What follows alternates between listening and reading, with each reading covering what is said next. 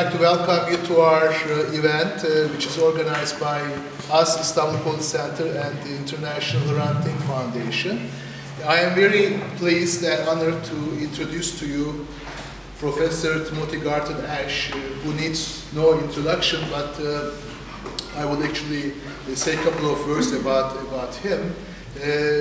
This event is part of our book launching series, and last year we also started a new type of event which focuses on critical issues.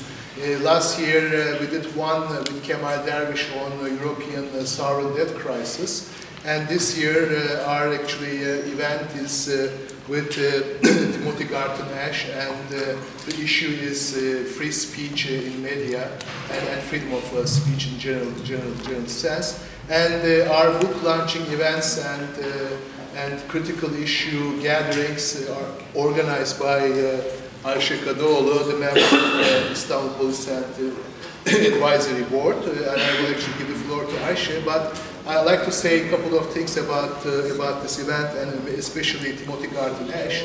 As I said, he needs no introduction. He is one of the eminent people of Europe and the world. And according to Time magazine, and the other one, he is actually one of the most influential 100 people in the world.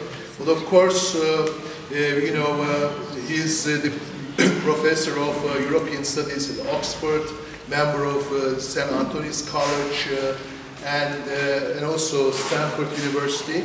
But of course, with his ideas, his column at the Guardian, his regular appearances in New York Book Review, New York Times, Washington Post, he is one of the prominent intellectuals, theoreticians, philosophers that have done a great job in contributing, intervening with the way in which we think about Europe, European modernity, modernity at large, diversity and unity. And recently, what he will actually share with us is his work on diversity and with respect to freedom of speech.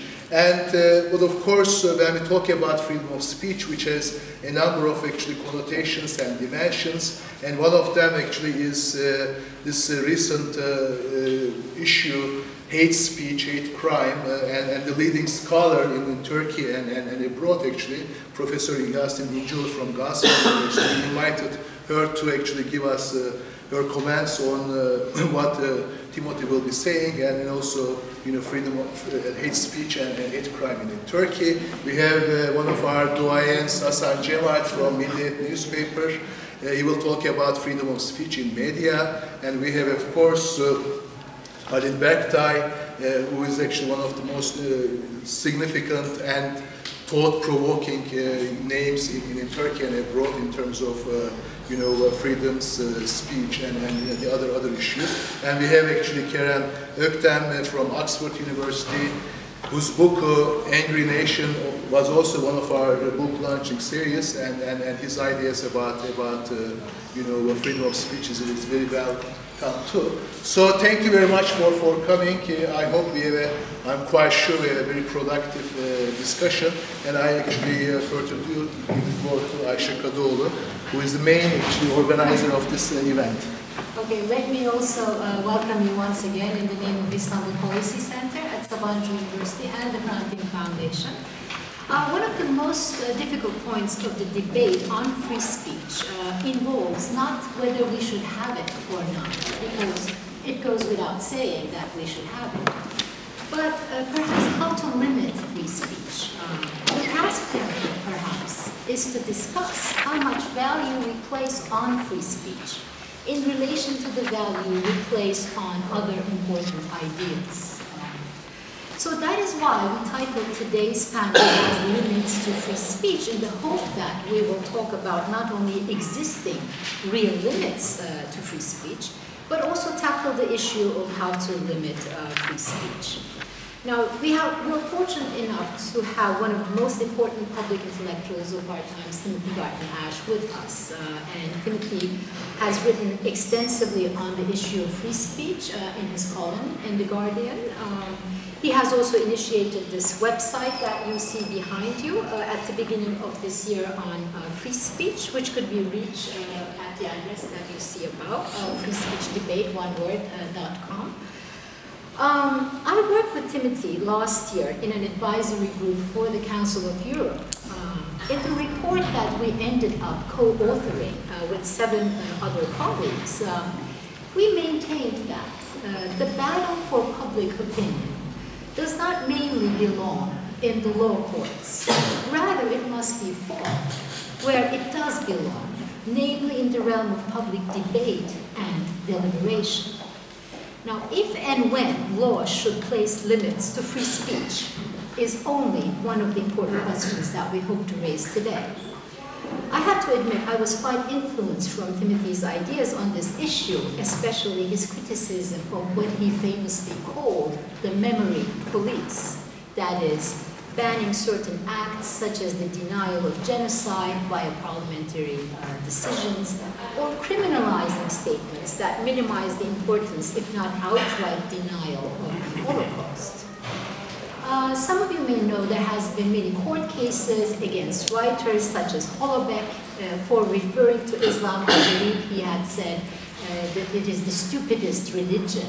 So there has been court cases against them. Famous movie star, actress, and animal rights activist Brigitte Bardot was convicted by a Paris court for criticizing the Muslim ritual for of the sacrifice and demanding, in fact, that animals be anesthetized before they're slaughtered.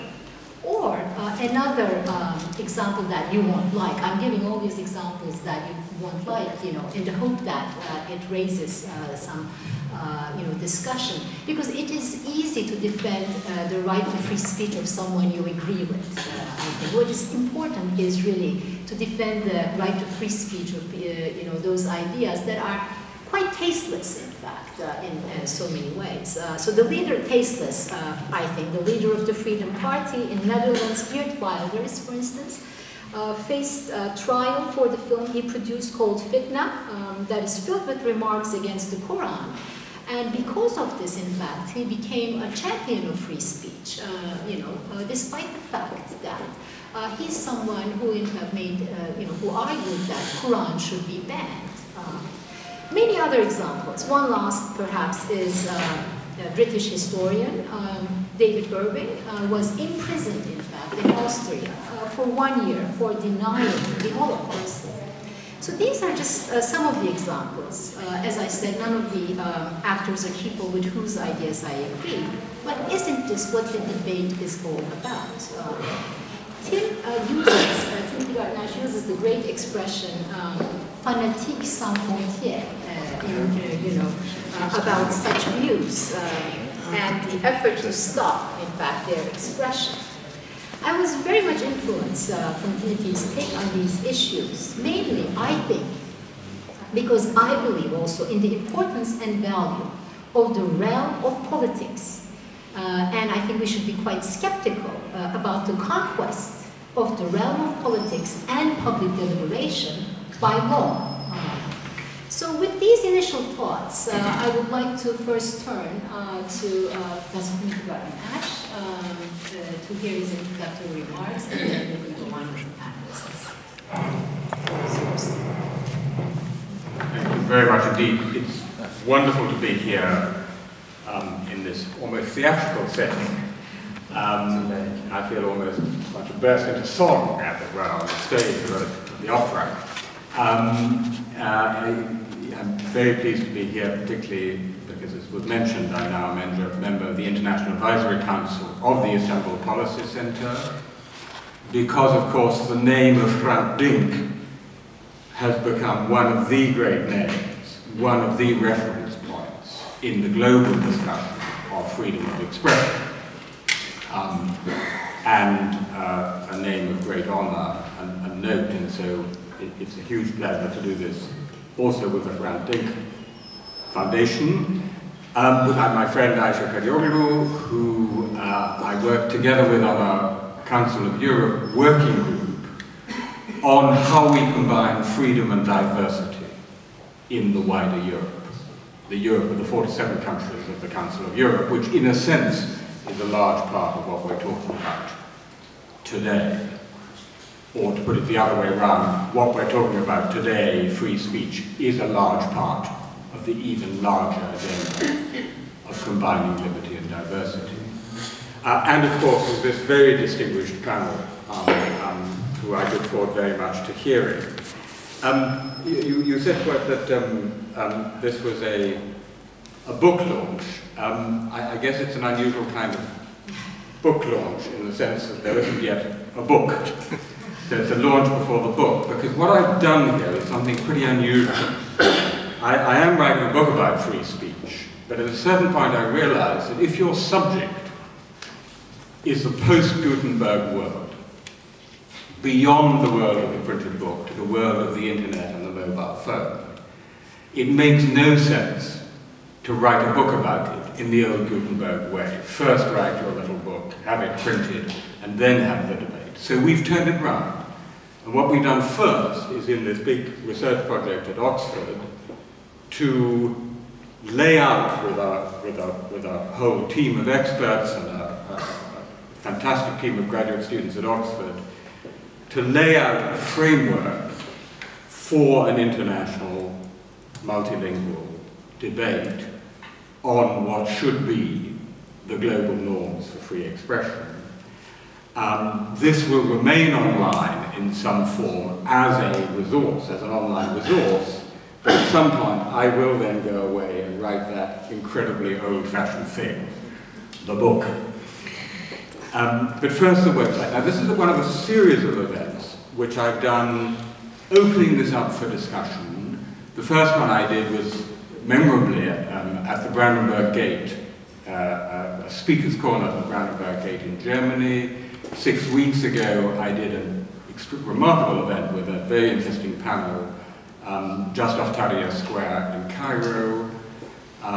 In 2 weeks' time I'll be doing something in Hong Kong. And if you think it's difficult to talk about free speech in some places, try talking about it in Beijing, where you can't even put it in the title. So there are worse places. But it's fantastic to be doing it in Turkey, because I do think, I said in a lecture yesterday, chaired by Osman Olagay, who I'm delighted to see here, that I thought that Turkey is a swing state for Europe. And I do think that Turkey is also, at least in some respects, a swing state for the freedom of expression issue. Because clearly, which way Turkey goes will have repercussions in the wider region. So let me just say a very few things in introducing this, and then I hope the panel will tell me everything we've got wrong or everything that we need to know about Turkey. First of all, the absolutely obvious elementary point. Freedom of expression is not just one among many freedoms. It is the freedom on which all other freedoms depend. It is the oxygen from which other freedoms breathe.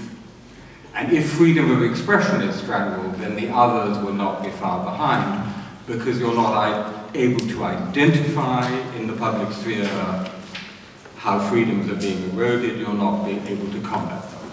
So it's not just one freedom among many, it is the freedom that makes all others possible. Secondly, the starting point for this whole project is the transformed world in which we lived. I mentioned the post-Gutenberg world. Ayşe, you mentioned fanatiques sans frontières, who have unparalleled opportunities, as do the idéalistes sans frontières, or the journalistes sans frontières. Why? Because, to put it very simply, we are all neighbors now. We are all neighbors now. either because we live in a big city, like London or Istanbul or Kuala Lumpur or New Delhi or Toronto, where you have people from almost every country, culture, religion, language in the world. You literally rub shoulders, physically rub shoulders with people from everywhere. So the liberty and diversity challenge is posed. But also because we are all neighbours online. Roughly 2 billion people are connected worldwide on the internet.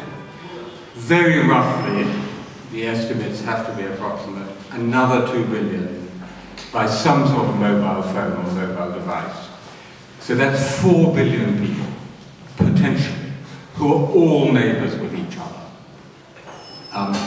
And if you look at the great free speech issues of our time, be they the Danish cartoons or privacy issues, be they WikiLeaks, whatever they may be, they always have this local and global dimension.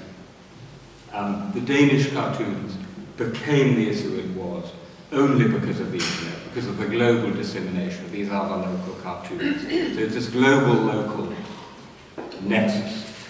And what that means is that the classical way of thinking about free speech, and I'd be very interested to hear you on the subject, which is primarily about an individual state and what it does with its laws, what is to be allowed and not allowed in the United States, or in Canada, or in Turkey, or in China, has increasingly to be relativized. It is, of course, still very important. I wouldn't want to say otherwise, but it's quite inadequate to the challenges of this world in which we are all neighbours, in my view, in two ways. The first is the one that Ayşe just mentioned. Because states have more difficulty imposing norms through laws, but also because, in principle, it is better that as little as possible should be done by law, only the necessary, and as much as possible we should work out for ourselves. Because working out for ourselves how we speak about human difference, what we say or express and how we express it, is part of growing up. It's part of being a grown-up, of being a mature citizen. And the danger of too much legislation by the state is that the state becomes your nanny, the citizen is infantilized. In fact, Ayşe has an essay on the website precisely on this point about how state-imposed taboos end up infantilizing people. So in principle, wherever possible, it should be a matter of norms which we ourselves develop. They can be editorial norms. Every newspaper, every website has its own editorial code of practice. The BBC, every newspaper has that. Community norms, local community norms. Every university has its own codes. Even circles of friends have their own norms, which are nowhere written down, but are nonetheless important and part of civilization.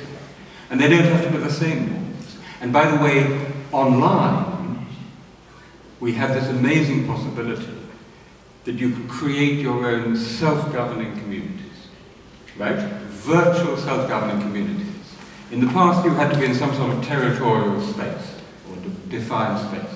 Here you can create your own online self-governing community and say, these are the community standards I want to abide by on this space. Wikipedia is a very good example of an online self-governing community.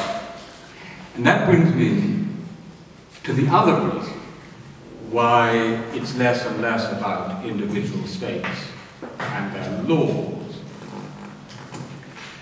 which is that in this interconnected world of the internet, private powers are at least as important as public powers. If Facebook were a country, it would be the third largest country in the world. We actually have a map somewhere on the site, if I can find it, showing the social networks in the across the world, and you will see that Facebook has literally painted most of the globe blue. I'm sure I'm not going to be able to find it now. But Facebook has painted most of the world blue. So actually, what Facebook does is much more important than what France does.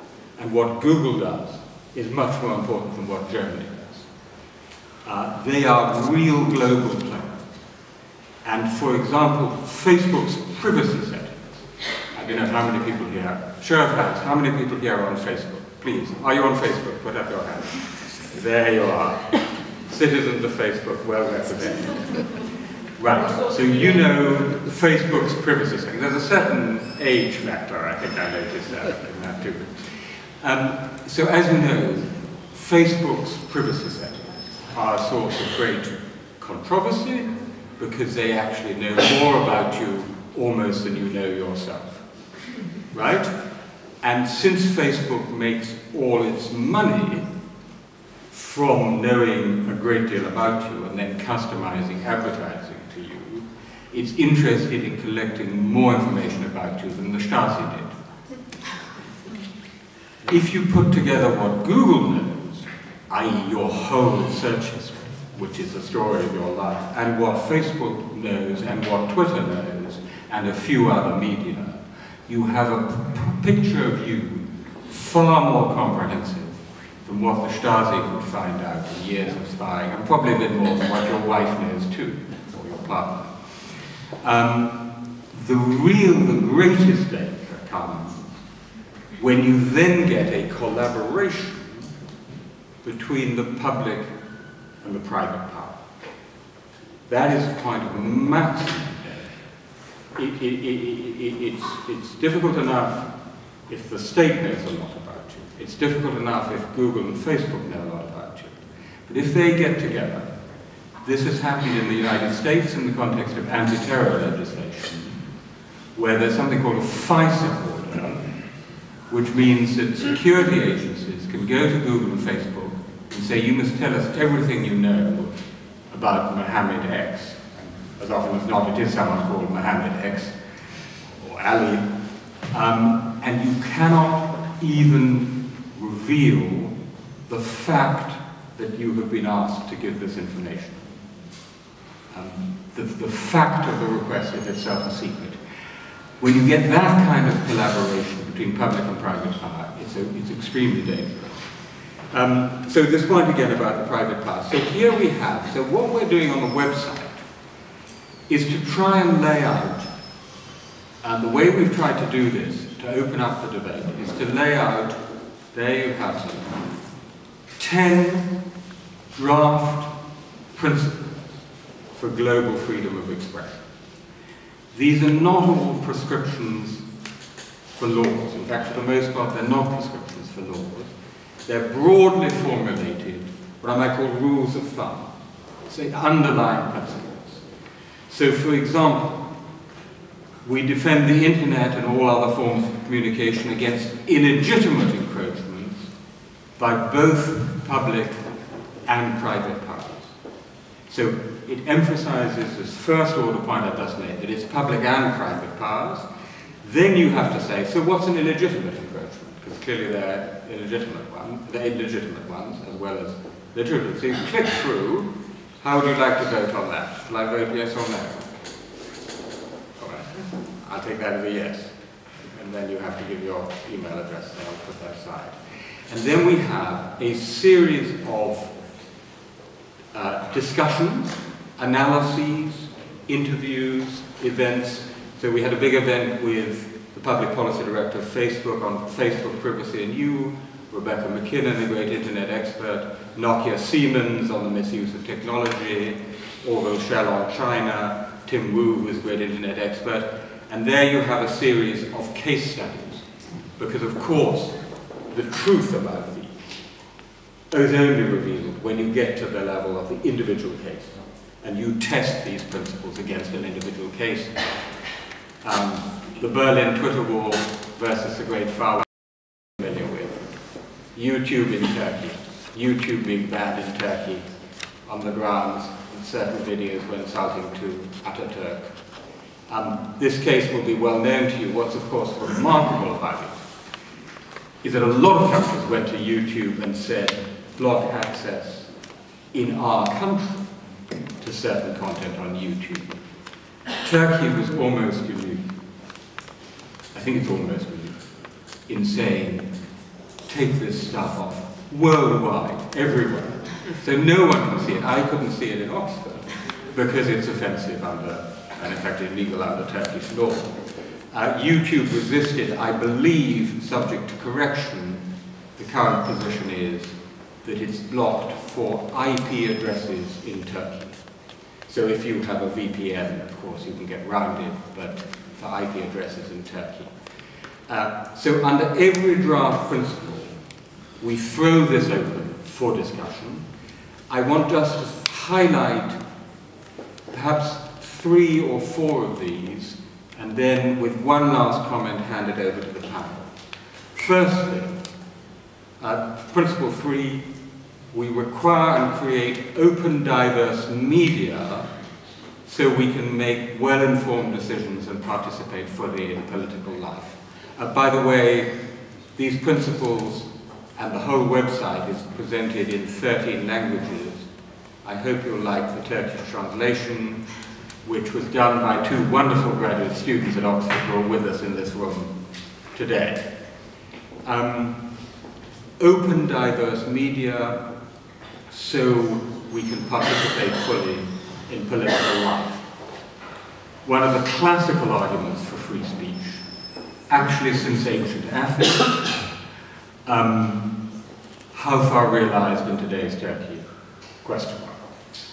As was pointed out in the poster advertising this event, and as the New Yorker pointed out in an article in March, the rather shocking answer to the question, where are most journalists imprisoned at the moment, is not China or Iran, but Turkey. We speak openly and with civility about all kinds of human difference. This is the attempt to get at this liberty and diversity question and this incredibly difficult area of hate speech, which I know you will talk about. We actually have a fascinating debate on that between 2 leading scholars, legal scholars, one of whom makes passionately the case for hate speech legislation, Jeremy Waldron, a famous scholar, on the grounds of the harm of hate speech. That's that one there. And then a mighty powerful riposte by leading liberal lawyer Ivan Hanna, whose piece is provocatively called The Harms of Hate Speech Legislation, and who argues that the chilling effect of hate speech legislation is worse than the protection it gives to vulnerable minorities, and that in fact it often ends up actually in prosecutions for members of vulnerable minorities, because they tend to speak in rather extreme and indignant ways. Number 6, we neither make threats of violence nor accept violent intimidation. Remember Hrant Dink. This seems to me one where actually the monopoly of legitimate violence, which should be held by the state and the state alone, is called for. This is one area where it really does need not just the law, but behind the law, the force of enforcement. Hugely controversial one on religion. We respect the believer, but not necessarily the content of the belief. I'd like to hear some of you on that one. We have, of course, extremely lively discussions, which I can tell you about. Not just about Islam, by the way. Not just about Islam. The liveliest discussion is actually about Christianity. We should be able to counter slurs on our reputations without stifling legitimate debate. I think Kerem Öktem may like to say a little about that in Turkey. Last but not least, we must be free to challenge all limits to free expression justified on such grounds as national security, public order, and morality. I don't need to point out to you that a huge number of the restrictions on free speech in many countries are done in the name of national security, a very elastic concept. Before handing it over to, and here are the highlights which change as we go along. Before handing it over to the panel, let me just make one last point.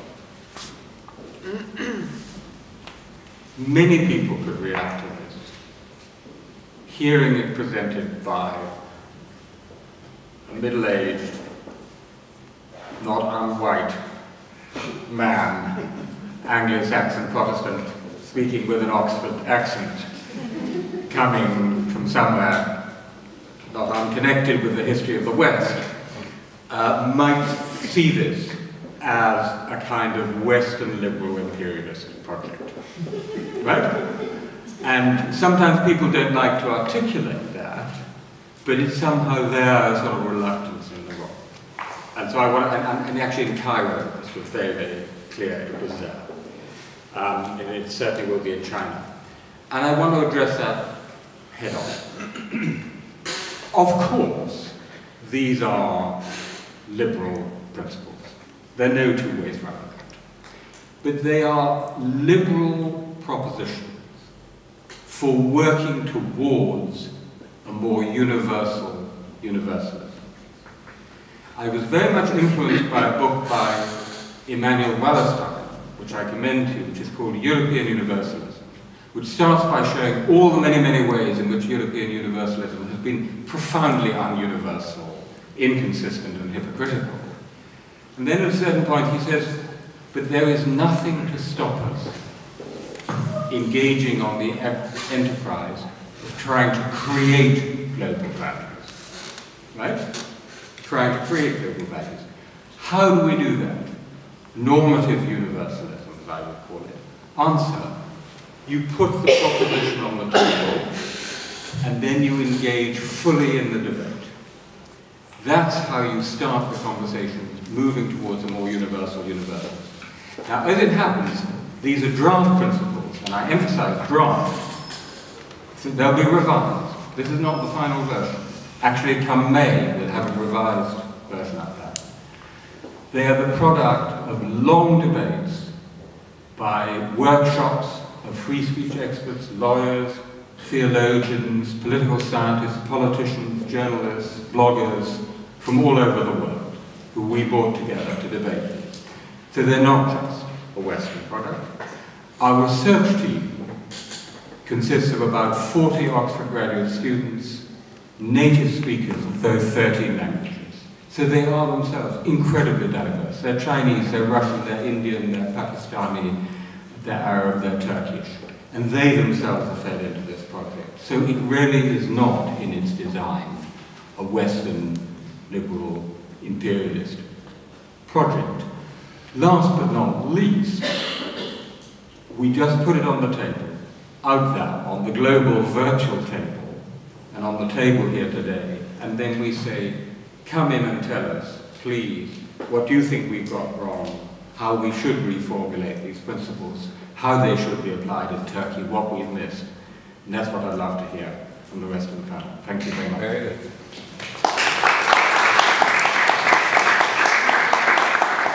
Thank you very much. 13 languages, 10 principles, 1 conversation. Well, we're right in the middle of it, I think. There is a hashtag for Twitter, which I forgot to mention at the beginning, but it's better late than never. It is FSD Turkey. FSD Turkey, basically. I will now turn to Kerem. Well, thank you, Ayşe, very much for inviting me. And also, I mean, it's a great pleasure being here, considering that I'm the least accomplished on this wonderful panel of doyens and people who have a lot to say. Of course, I'll try also to make my bit. My idea was to give a bit of a critical kind of comment to Tim, who has now, by talking about the Western imperialism, taken a lot of wind out of my sails. But I thought it would still be good to give you a sense that there, of course, there's a range of opportunities in Oxford and among the people who deal with the issue of free speech there. And what I will be basically trying to do is, of course, I agree with Tim's proposition that freedom of speech is a most central and most important right. But I also believe that the context within which free speech happens and is experienced is also important. And I will try to speak about this context within which we do free speech. And I think that we can maybe, and that's what I will try to do today, is to try to distinguish between freedom of speech as a conservative project and the freedom of speech as an effort at liberating the individual from the shackles of inequality, with a more kind of, let's say, a more enlightenment perspective. And much of what I will share with you is based on my discussions at Oxford, and especially with my colleagues Rim Abu El-Fadl, Miriam Asfar, Mezna Katra, and Uthman Ahmedani. And you already have realized they're all names of people with a Muslim background, and maybe that will come through in the discussion. So allow me to begin by stating that the societal and political context of any liberty, including, of course, the freedom of speech, is that of unequal power relations, whether in Turkey, in the UK, or elsewhere. Our capitalist societies are characterized by a wide range of inequalities, whether they're democratic, whether those countries are democratic and liberal as in the UK, semi-authoritarian and illiberal as in Turkey, or dictatorial as in most of Turkey's eastern neighbors. To cite just a few such inequalities: wealth and social class, gender, race and ethnicity, religion, and of course also history and geography, which Tim alluded to in his closing points. And I think it is this topography of inequalities and our position in this topography that shapes our subjectivity. And think of subjectivity here as the way in which we perceive of the world around us, based on our experiences, and also as the resources we possess to interact with the social reality outside ourselves. And it is this subjectivity that shapes what we see, think, and say, how we express it. And let me give you a few examples for each of these inequalities and explore how they inform our position in the world and how they impact on the issue of free speech. Wealth and social class, for instance. It makes a difference whether you're born into a middle-class neighborhood in the southeast of the UK, which, unlike in Turkey, is the most prosperous part of the country, or in a council estate in a former industrial town in the UK's north. If the latter was the case, your educational career will have been shaped by not so good schools and less motivated teachers. The likelihood of you being accepted to an Oxford college will be close to zero. And you will speak with a local accent that is considered unsophisticated. And you might well lack the social capital and language abilities to explain your grievances clearly and effectively. So let's name a disadvantaged young man with that kind of history, Jack.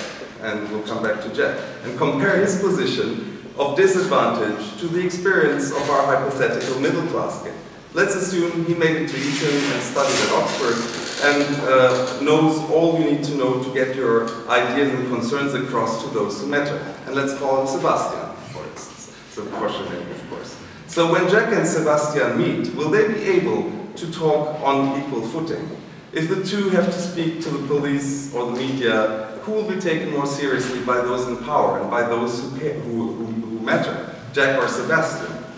Talk about gender. As a woman, if you do not have the privilege of being born into a middle-class family in Western Turkey, you will be at a disadvantage from the first steps of your education.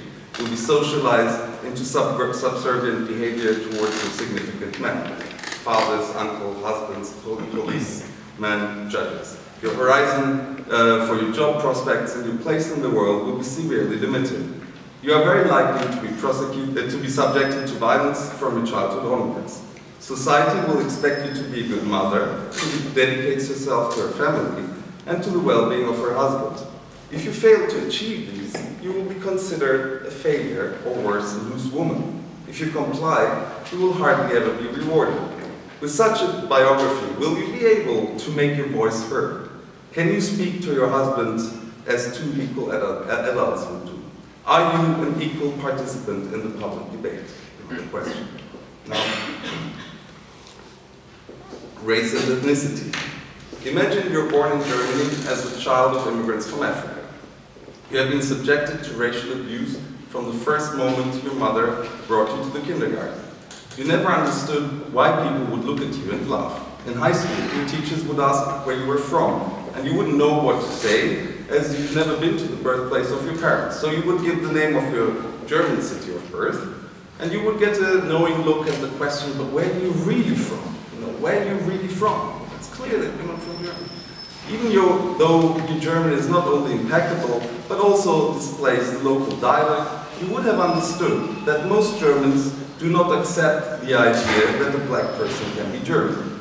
Now think for a moment. If most people in Germany opine that your racial properties, i.e. being black, excludes you from being considered a proper German, from which position will you speak in a discussion of citizenship, for instance?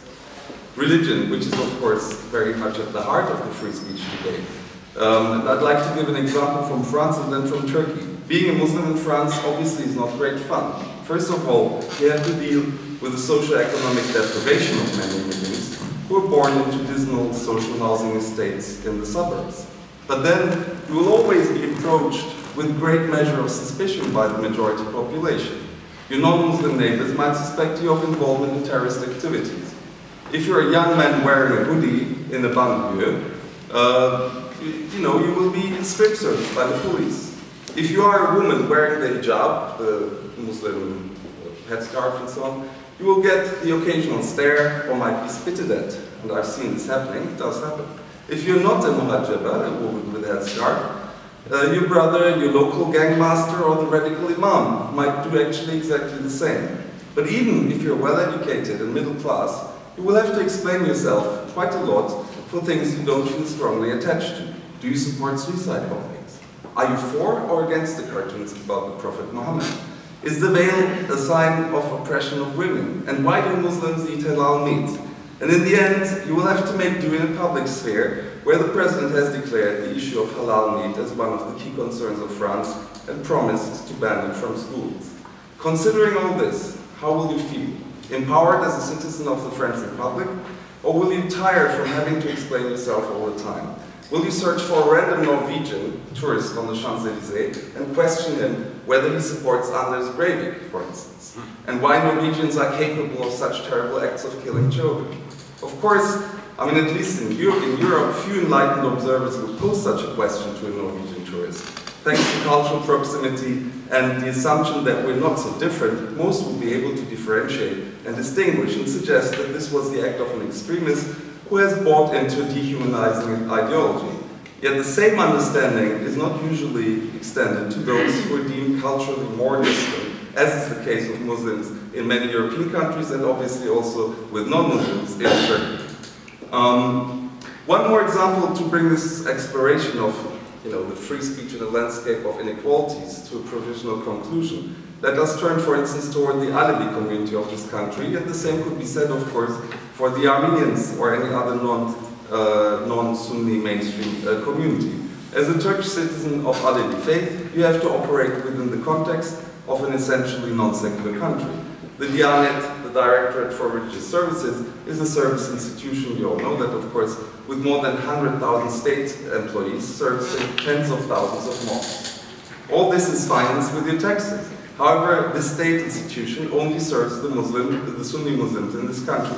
In fact, it also propagates and imposes the Sunni Muslim tradition on you. In essence, you have to pay taxes for an institution that would wish nothing more than converting you to the true path and reduce your religion to a subordinate form of worship. On top of this, your state bureaucracy, your judiciary, and your educational system is of predominantly Sunni Muslim orientation.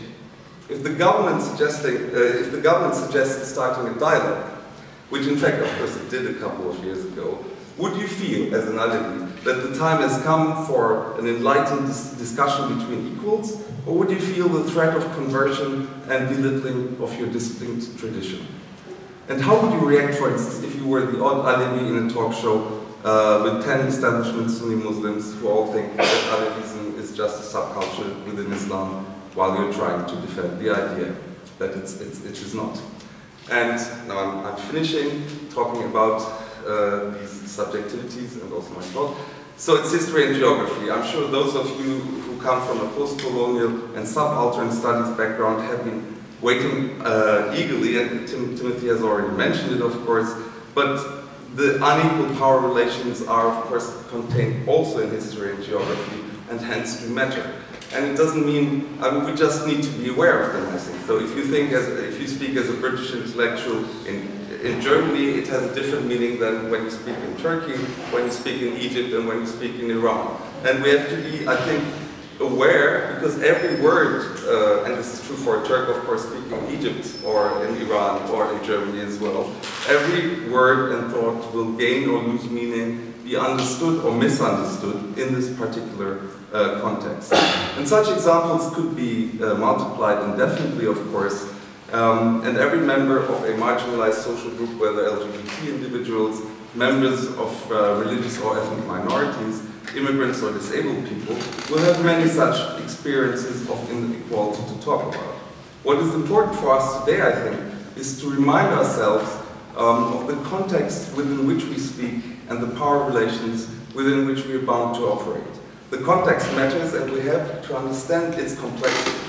This is reminiscent of European suspicions towards Jews in the 20th century. Yet, if a secular court in Turkey decides that the remark of a non-Muslim or an atheist has offended Muslim values, we need to ask, how can the member of a marginalized and disempowered minority offend the overwhelming majority? How come that a judge would need to defend the majority against the minority and the powerful against the weak? The same goes, of course, for the crime of insulting Turkishness in a society where Turks are in the majority and the state is based on the very ideology of ethno-nationalism. Based on these questions, really, I would like to invite you to subject to critical scrutiny the position from which you speak, and let there be, of course, no misunderstanding, almost done.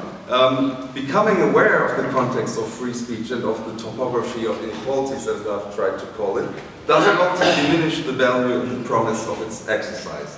Quite the opposite. Only if we become aware of the inequalities that determine our individual and collective subjectivities, can we bring liberties to full fruition, I think.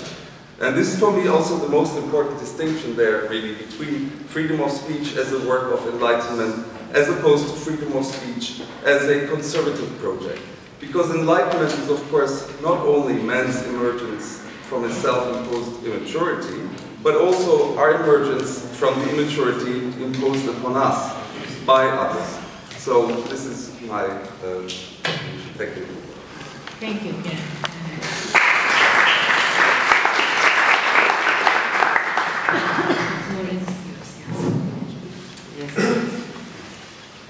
I would like to thank Professor Kadıoğlu, Professor Keyman for inviting me for this organization, and also Hrant Dink Foundation and Istanbul Policy Center. I've been asked to talk about today hate speech and hate crimes in the media, in Turkish media, of course. My roadmap will be shortly, because we've got limited time, like in 15 minutes. First, I thought to do a bit of, I'm not a good person for the PowerPoint presentations, but I just wanted to give some, then I changed my mind. Just to be quick and be successful in the time management, I think it's much better to read fast as soon as possible. Mainstream media in Turkey, time to time, deny humane values to otherize groups, justify and legitimize humiliation and violence inflicted on these groups. While media reproduce nationalism and racism as tools of the hegemonic ideology, they also produce hatred and cause these feelings to be forwarded to the others. Nowadays, the media are not using hate speech as obvious as in the past in lurid headlines such as dirty gypsy, coward Jew, Armenian offspring. However, hate speech is included in columns and news, and especially in the social media, and therefore the fight against it became more difficult and essential. I'm sure most of you know the definition of hate speech. In 1997, the Committee of Ministers of the Council of Europe adopted a recommendation on hate speech, which stated the term shall be understood as covering all forms of expression which spread, incite, promote or justify racial hatred, xenophobia, anti-Semitism, or other forms of hatred based on intolerance, including intolerance expressed by aggressive nationalism and ethnocentrism, discrimination and hostility against minorities, migrants, and people of immigrant origin. Hate speech that externalize and other the others and putting them on the target board can create and reinforce enmity against certain groups through tactics such as exaggeration, distortion, and humiliation. Hate speech has a twofold intent: to demoralize and degrade a person or people based on their membership in an identifiable social group, and to impart more power and privilege to the speaker and his or her group. It may be sometimes difficult to diagnose hate speech because hate discourse doesn't necessarily always express itself with hate and emotional expressions. Sometimes the discourse may seem very rational and normal. The European Commission 2011 Progress Report on Turkey emphasizes that anti-Semitism and hate speech in the media targeting missionaries or Christians in general remain an important issue. Despite national and international calls, the Turkish government has not addressed hate speech and hate crimes in the country. Therefore, Turkish media has absolute freedom in publishing reports and commentaries full of insulting and defamatory content. Not only are the issues reported with extreme manipulation of the facts based on ideological and political affiliations of the newspaper, they often include hate speech. The Association for Social Change, of which I'm also one of the advisory board member, is a leading organization focusing on the hate issue in Turkish media.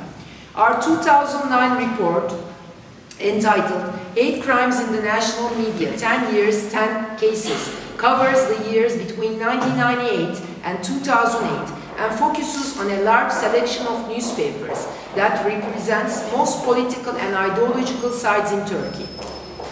The organization's researchers investigated hate speech instances in 10 categories, including ethnic background, nationality, gender, sexual orientation, and religious affiliation. Of the 30,000 articles and commentaries investigated, the researchers analyzed 200 pieces in detail and provided 10 textbook cases of hate speech for each category. According to this study, 47% of all hate speech instances are related to ethnic identity. It's followed by religion, 20%, national identity, 11%, and political affiliation, 11% also. Of all the newspapers studied, Yeni Şafak, Milli Gazete, Vakit and Zaman, all conservative newspapers and staunch supporters of the AK ruling party have the highest number of hate speech content about religious identity. The study also revealed that there is more hate speech against certain groups in certain dates. For instance, before or on April 24, Genocide Remembrance Day in Armenia of every year, there was a recognizable increase in the negative and discriminatory discourse against the Armenians. Similarly, before or on March 21st, Newroz discourse against the Kurds and the Kurdish identity was more offensive. Another important finding that must be mentioned here is that hate speech about sexual orientation and identity is common in almost all newspapers, regardless of their political and ideological affiliation. I want to give you some striking examples of hate speech, recent ones. A rally that was organized with a just and legitimate demand, the protest of the massacre committed by Armenian soldiers 20 years ago in Azeri soil in Karabakh at Kocaeli, and the commemoration of those who died in the attack, unfortunately turned into an organization dominated by racism and hate speech. Banners that were held during the demonstration reading, "You are all Armenians, you are all bastards," or the fact that those who cannot approach this atrocity with humanitarian consciousness are all Armenians is because of the bestialities reflected a mentality instigating hate. just as thought-provoking was that some demonstrators in the rally were able to chant slogans such as "We are all O gün Samas," the convicted murderer of Armenian Turkish journalist Hrant Dink, and "Grey walls," the political symbol of extreme nationalists, are here. Where are the Hrants? These slogans contain a context that openly embraced, blessed, and encouraged a murder. We all know that hate speech can easily lead to hate crimes, and the best example for this is the murder of Turkish-Armenian chief editor of Armenian Agos newspaper, Hrant Dink, in front of his office in 2007. Dink was killed because of his Armenian identity. According to court documents, O gün Samas, Dink's murderer, did not even know Dink's proper name. He just knew that he was an Armenian. Dink was identified as a target not only by the nationalist and discriminatory media, but also by the media publishing in line with Islamism. Hrant Dink had been made a target by the media within 10 days after Agos newspaper had reported a statement about Sabiha Gökçen, the adopted daughter of Mustafa Kemal Atatürk, founder of the Turkish Republic. The Armenian Weekly had claimed that Gökçen originated from an Armenian family as the world's first female combat pilot and the first Turkish aviatrix. Atatürk's adopted daughter held an important place in the model of society developed in Turkey after 1950. Subsequent to the according report in Agos newspaper, officials voiced threats, and it was stated in the media that Gökçen came from a Bosnian family instead of an Armenian one. Some journalists felt the necessity to remind the readers about Hrant Dink's article titled "Under Armenian Identity," which had not been on the agenda of the media at that time, which would later cause him to put on trial for violation of Article 301. I'm jumping to another, how many minutes do I have? Go for it. 5 more minutes. I've got some more examples which I wanted to show, but just a commentary, for example, appeared in Yeni Akit in November 2011 entitled "General's Jewish Son-in-Laws," aims to vilify and defame the Turkish military because some of its generals have son-in-laws who open to be a Jewish origin. Here the purpose is to attack the presumed opponents of AK party and the Islamist ideology in the newspaper represents by associating them with something or someone that is Jewish, as if it's something threatening, immoral or bad. Since early 2011, there has been a visible increase in stories in which PKK members eat pork and exercise shamanic rituals, while the security forces find bodies of uncircumcised PKK members. Reports about PKK members converting in masses to Christianity to obtain financial support from Christian aid and missionary organizations are also being circulated regularly in newspapers like Yeni Akit Milli Gazete. Another organization, Kaos GL, Gay Lesbian Group, the most active NGO promoting the rights of LGBT community on Turkey's High Court of Appeals. Kaos GL's lawsuit against Yeni Akit was initially rejected by 2 Ankara courts on the grounds that the newspaper was within the limits of criticism. The Supreme Court of Appeals, however, overruled the previous decision, stressing that the freedom of the press does not encompass the freedom to insult the personal freedom of individuals. Do we have hate speech legislation in Turkey? No, but the Turkish Penal Code does have legislation against spreading hate speech, inciting of hatred, Article 216. Ironically enough, this article is being used to silence dissident voices, especially Kurdish politicians, and journalists are being convicted of it. For example, when they demand more rights for Kurds, or if they file reports about the PKK fighters, a typical example of that legislation. The law can be interpreted in many ways, so you can use it to convict whoever you want to. And the article is a sister of the infamous Article 301 that makes insulting Turkishness a punishable offense. Such laws are being used to curtail freedom of speech. Now I'm just going to jump to hate crimes which I'm very much interested, and now we are in the period for preparing anti-hate legislation in Turkey. We all know that hate crimes are committed worldwide based on ethnicity, nationality, religious affiliation, gender, sexual orientation, gender identity, physical or mental disability. We are putting these new social status, political and philosophical opinions, or educational background. The nature of these crimes may vary from harassment, insult, damage to possessions, property, violence in the schools or workplace to violent attacks or murder. Many victims are Roma, Kurds, LGBTs, Christians, and Alevi, a liberal path in Islam. We are very rich in hate crimes in Turkey. I'm not going to go so back. Since 2006, Friar Santoro's murder in Trabzon, Hrant Dink's murder 2007, the massacre of the Malatya Zirve Publishing Company 2007, the attempted lynching of Roma community in Selendi, Manisa 2010, the violent acts against Kurdish people in different provinces, districts of the frequent and LGBT murders covered by the media are all examples of hate crimes. Hate crimes prevent the integration of victims and groups into society and weaken their belief in social justice. These crimes damage the supremacy of law and the trust in public structures and institutions, feed the hatred and prejudice between certain groups, and when not properly persecuted, encourage the prejudiced individuals and groups who may commit new crimes which marginalizes certain groups and push them to the fringe of society. So, the Organization for Security and Cooperation in Europe, OCSE, tries to get legislation against hate crimes established in the whole of Europe. To that end, the OCSE cooperates intensively with local groups, including in Turkey with the Association for Social Change, the NGO of which I'm just told that I am on the advisory board.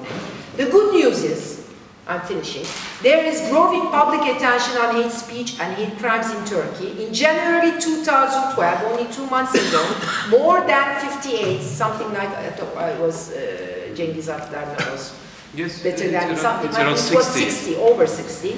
NGOs announced that they have to come together in a campaign to demand hate crimes legislation in the new Turkish constitution. The campaign of hate crime legislation is perhaps the most important step to date in Turkey for addressing hate speech and hate crimes.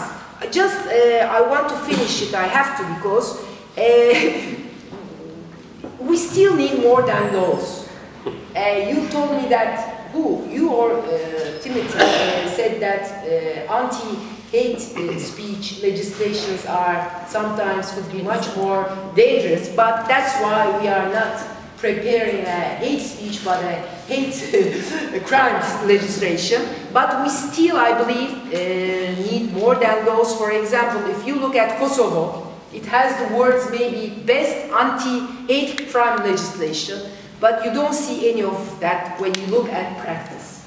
So creating awareness among the public also is very important. Increasing people's sensitivity on this issue would be much more effective than amending the law sometimes. And also the responsibility of the media. Media should consider hate crimes under human rights and should not disregard representation and participation of the groups which are the targets of hate crimes in production and presentation of news. It should keep its agenda focused on the point that Turkey must immediately produce her hate crimes law. Responsible and democratic media do not strive to nourish and intensify a polarization of us and them. On the contrary, sets the stage for an intercultural dialogue based on mutual goodwill and understanding and respect. Thank you very much.